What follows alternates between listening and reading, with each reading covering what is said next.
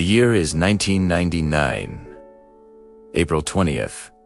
Columbine High School, Littleton, Colorado. A quiet suburban school that, in a single morning, split American history into two eras. Before, campus shootings were a cultural phenomenon, and after, Eric Harris was 18.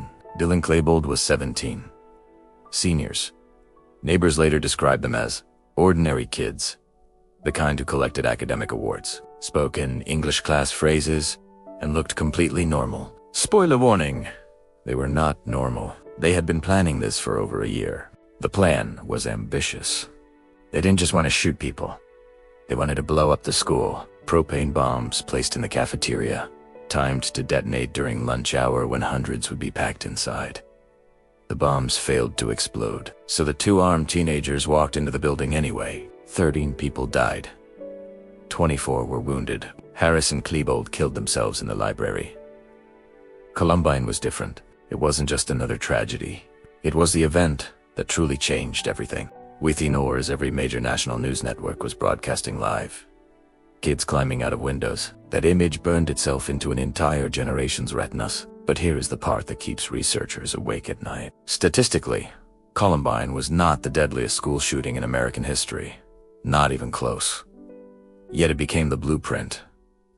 The template. The one future attackers studied like a textbook. A study published in PLOS One found that the frequency of mass shootings spikes in the weeks and months following major, heavily publicized attacks. Columbine is widely credited with inspiring dozens of copycat plots and attempts. Some were stopped before they started. Some were not.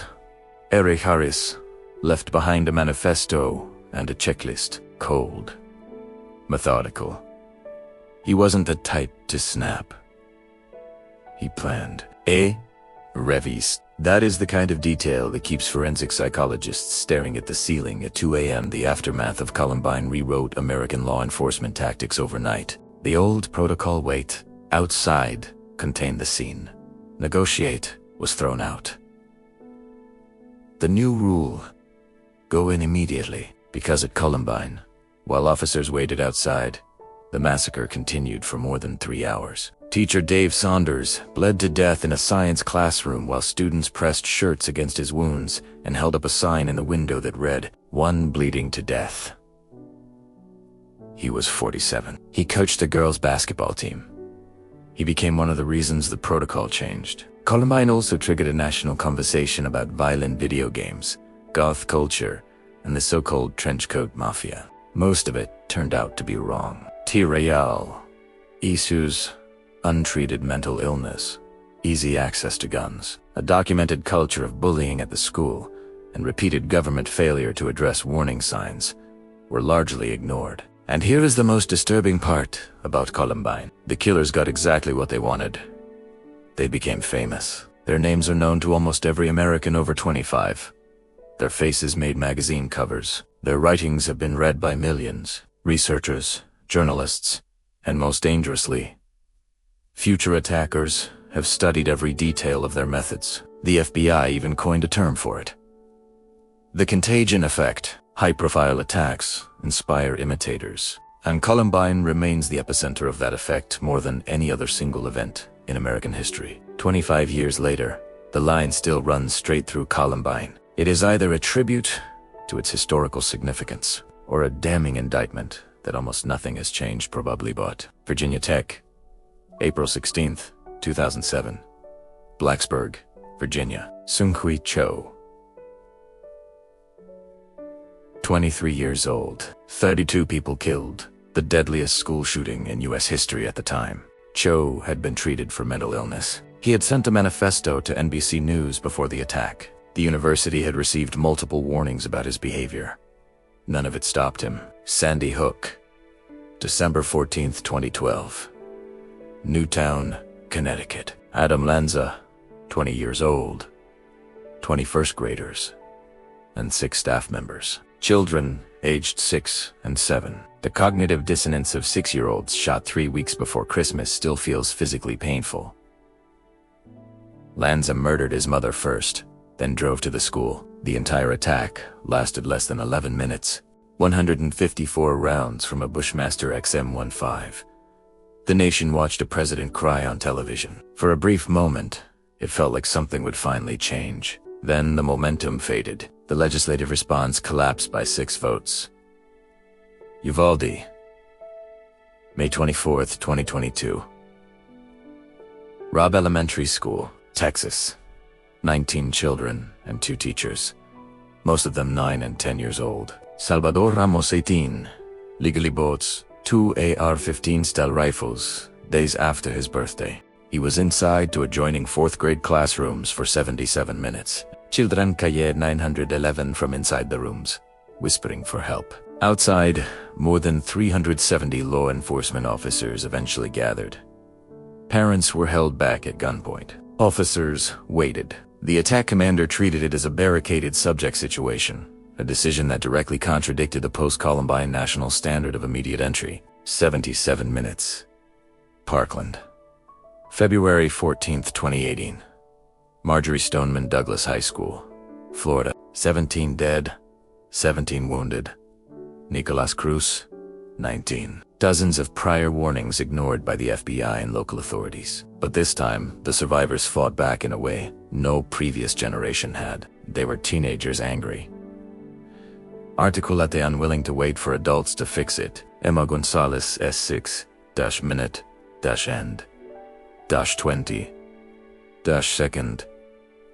Speech went viral. David Hogg testified before Congress. Cameron Kasky debated a senator on live television. The March for Our Lives in Washington drew an estimated 800,000 people, one of the largest single-day demonstrations in American history. Florida passed the first major gun legislation in the state in decades. Red Lake, March 21, 2005.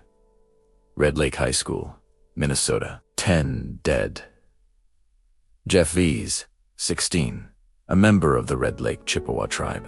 Severe depression, previous suicide attempt, prescribed Prozac with a black box warning for increased suicide risk in teens. He killed his grandfather and his grandfather's companion, then drove his grandfather's police car to the school. The national media moved on in days. No sustained conversation. No federal laws named after Red Lake.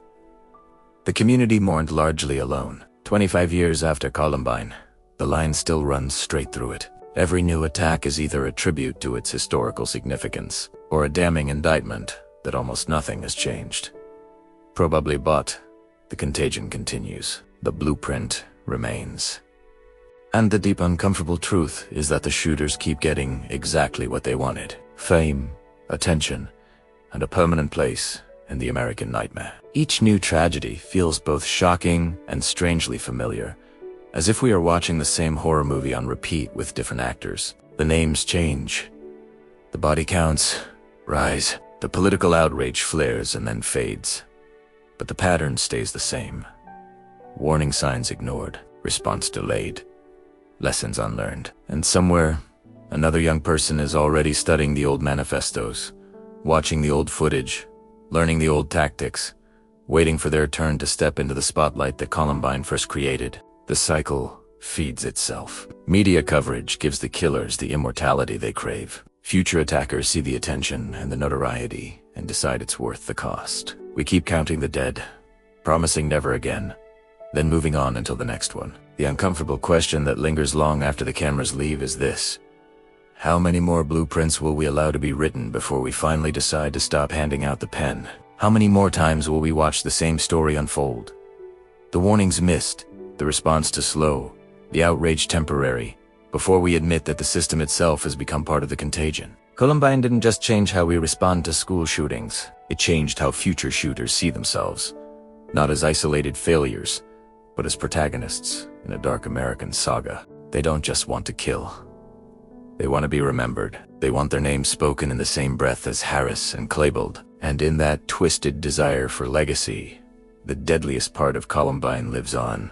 Not in the guns, not in the bombs, but in the idea that violence can grant you immortality in a culture that rewards spectacle over solutions. The line still runs straight through Columbine, and until we break that line, the next chapter is already being written.